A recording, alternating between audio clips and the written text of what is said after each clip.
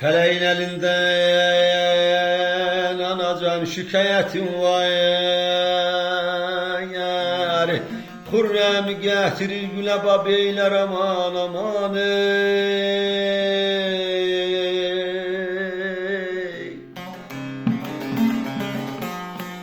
Kimini indirer anacan kimi kaldırayar.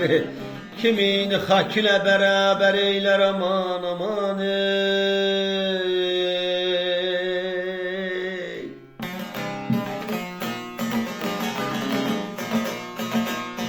Neden ağlar hallar meyleden ağlar.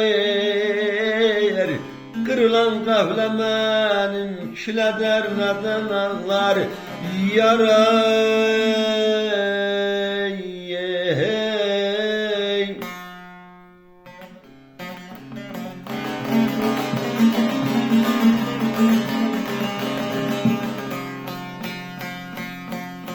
Daima biledir anacan feleğin feleği.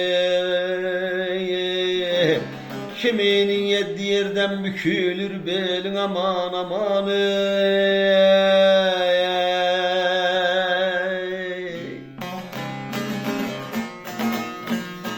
Lale derdi duyun ayiller söylemez dileği.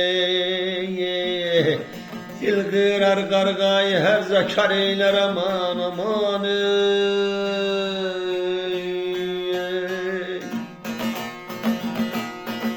Dosta değdi atman okun ey dosta değdi.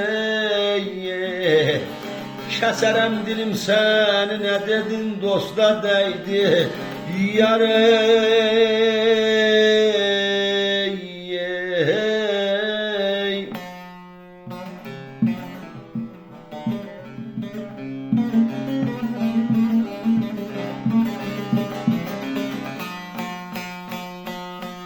Sefil çerkez derken anacan serden dumanım çıkmayaz.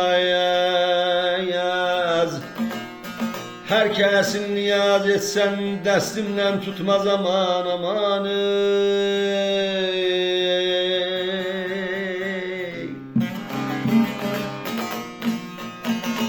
Asıl zade yanındayın ayiller hiç eyli gitmeyez. Namerde can versen hep inkar eder aman aman ey.